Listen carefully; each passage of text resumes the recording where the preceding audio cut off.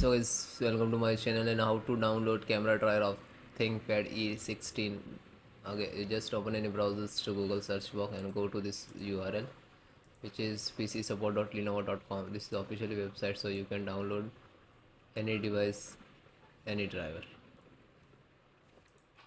After that, you can see this is automatic method and this is manual.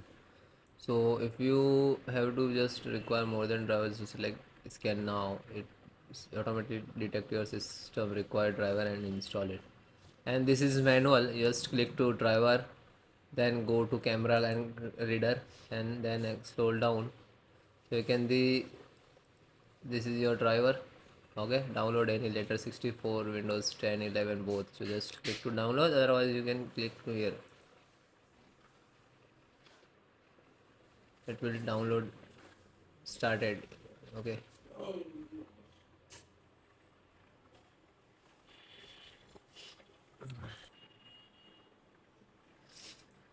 Then downloaded file to click to run, single click, then click to yes, and then okay, English language, then next, I accept, the next, install the select, the next, install. So now you can see this is your driver is installed and extracting also.